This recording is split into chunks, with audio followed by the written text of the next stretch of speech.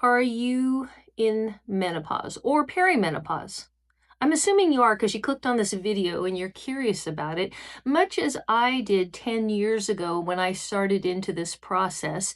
And I was gathering information everywhere I could because it was a whole new world. And having been in menopause, perimenopause, menopause for 10 years now, I want to share with you what I have learned from a counselor perspective, from a personal experience perspective, and also from a little bit of a functional medicine perspective, because I've met with a lot of different people over the years trying to understand what in the world my body's doing. So let's jump right into it. If you are in perimenopause or menopause, your body is changing much as it was during puberty, honestly.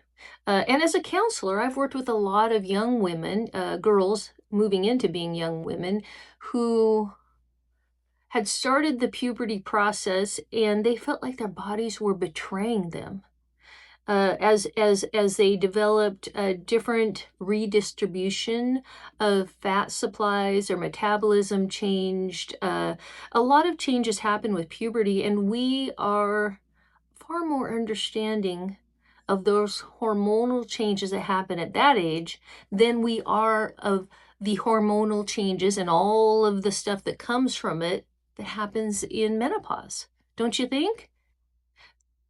In puberty, we are working hard to help girls adjust to the inevitable changes in their bodies.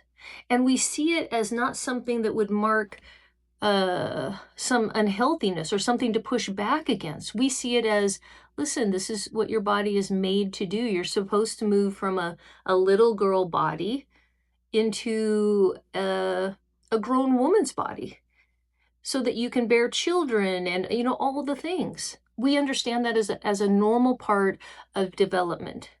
And our job is to help this young girl embrace these changes in their bodies. Now, a lot of girls, as they're moving through this time in their life, will get really triggered into wanting to jump into diets and maybe even eating disorders, trying to control their body and prevent the change from happening.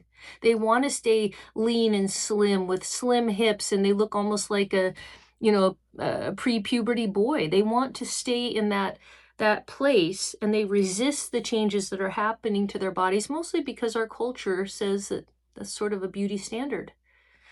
Plus, it's also scary when our bodies just start changing, even though we haven't changed much of our behavior. It feels involuntary, like it's something that's happening to us. But coming to menopause, it's no different than puberty.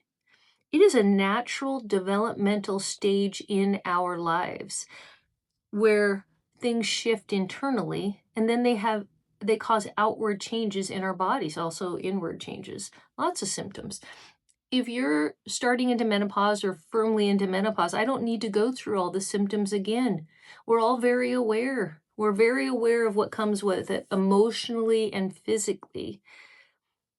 But this video is is challenging you to look at it a different way, which is menopause is a natural developmental phase in your life, and that changes will occur in the distribution of fat in your body, in your metabolism, in a lot of different ways, especially during the transition time, right? Don't fight against it. Don't fight against it and try to hold on to who you were before menopause. Just like the girl going through puberty, trying to hold on to who she was before puberty. It's a losing battle. So that's the first perspective of looking at menopause differently, is understanding that this is a normal process. I'm not saying comfortable.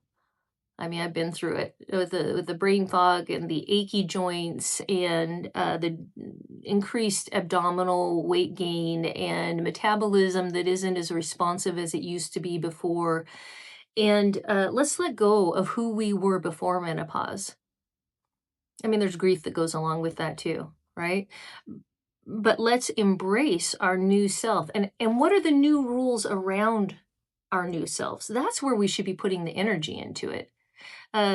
What I see a lot of times in people in counseling, women moving into menopause, is that they're holding on tightly to who they were before. resistant to change, even though it's an inevitable process that's happening in them. Um, and in particular, the weight gain and body distribution changes are the hardest for people to understand and accept. And so they try to double down on efforts that helped them when they were younger to, say, lose weight or whatever. And the biggest response is to restrict calories. Well, I mean, I get it. I get it. But it's almost the exact wrong thing to do, right? It makes all of the other symptoms, the internal symptoms like brain fog and things like that, worse. And also, it really tanks our metabolism. The biggest impact on our metabolism during menopause is the gradual loss of muscle mass, which is really the only significant contributor to metabolic activity in our bodies. You know, how fast we burn calories.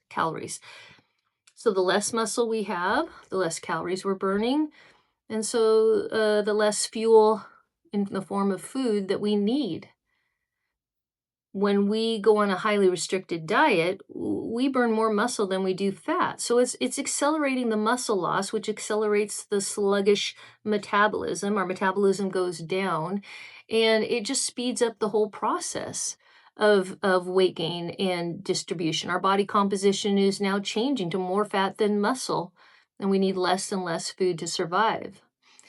So don't resist the impulse to restrict your diet. It's not going to be helpful in the long run. Now, it may have a little bit of a short term help. You'll drop some water weight, maybe a little bit of inflammation, possibly depending on what you were eating, and maybe even some legitimate weight. But the bulk of it will be muscle mass, especially if you restrict your food too much. So, what should you do? Besides accept that this is an inevitable change in your body, much like puberty, your body is going to change, and to embrace the new self, but it is to eat regularly. Make sure you're eating enough protein. We hear that all the time. That's not new. But to eat regularly, good quality foods, and resist the impulse to restrict your food intake. The other thing is to start incorporating weightlifting, muscle bearing type of activities, so that we can kind of counteract the hormonal influence that accelerates our muscle mass loss. So if we are lifting weights regularly, and we don't have to be powerlifting, we don't have to be lifting for an hour and a half. I mean, 3 times a week, hitting all body parts. That's good enough. Um, it counteracts the muscle loss, and it really helps our metabolism stay a little bit revved. So eating consistently, making sure we're getting enough protein, and making sure that we include strength training. Now, cardio as a younger woman was always kind of the thing that we all gravitated toward, right? Well, cardio is not terrible. It does keep our heart healthy. I'm not saying that's bad, but if you have like a half hour to work out in a day, choose strength training over cardio. Choose strength training. The other thing is, don't discredit walking. Walking your dog, walking around the block, even just a short little thing several times a day keeps the muscles active, the joints fluid, and it's usually really well tolerated for people our age. So don't discredit, that counts. It's fun to get like some kind of watch or something that, or put the app on your phone that tracks the steps. That kind of is a fun process too. So you can just feel motivated by the number of steps you do each day. So, redefining how you look at exercise and also food. The rules that applied when you were a younger woman prior to menopause don't really apply anymore. Those things don't work anymore. And if we keep trying to apply those rules, lots of cardio and restricting food intake and all of the crazy things we did to maintain a body image that seemed okay for us, are not going to work at this point. You're just going to be banging your head against the wall. So, the rules have changed. Don't fight against it. And also learn to accept the new self. The new self that is going to have a different distribution of body weight. And, that's okay, especially at this age. It's all right. It's all right to embrace and love who you are now, focusing mostly on your capabilities. We want to be able to walk up and down stairs and stand from a sitting position and carry in our groceries or pick up a case of water from Costco and put it in the back of your car. I just did that. So it's on my mind. It was kind of hard. We want to be able to stay capable and autonomous, independent, and that should be the primary goal is our health right now. Our health, our autonomy, our independence, and our strength. And when you make that all a goal and a focus, those are absolutely within your reach when in menopause. It has nothing to do with the body composition or anything like that. It has to do with staying healthy. So if we can let go of who we were before and not try to keep getting back there, but accepting who we are now and being the best version of ourselves now, it's a far healthier thing. It's a far healthier thing. So tell me, where are you at with this whole menopause journey? And have you successfully let go, possibly grieved the person you used to be? I know that I used to always carry my body weight like in my hips and thighs, and I had a relatively small waist and flat stomach. And I also didn't struggle too hard with gaining to my body weight managed itself pretty much because I was quite active. I didn't think so back then though. I always felt like I needed to lose another 10 or 15 pounds. Looking back now on pictures and just knowing where my weight was, I was fine, and I wish I knew that then, honestly. I wish I did. But but now into menopause, I put weight on around my tummy, my whole torso. And it's changed the type of clothes I feel comfortable in. I've had to really work on feeling comfortable in, more revealing clothes like swimsuits and tank tops and stuff like that. But I've just gotten to a point in my life. I made a video about this a little bit ago where I don't want to miss out on living life just because I'm not perfectly happy with where my body is at. And especially when you look around at other people in their 60s, other women in their 60s and 70s, we all pretty much look the same. So maybe we just need to grieve and let go of the person we were and embrace who we are now and strive toward health, strength, and continued independence rather than a number on a scale or the size of the pants we're wearing or the smoothness of our, tummies. Maybe that doesn't matter at this point in our lives. Now, I should say though, I had a ton of joint problems in menopause. Like I had frozen shoulder and a bunch of other stuff.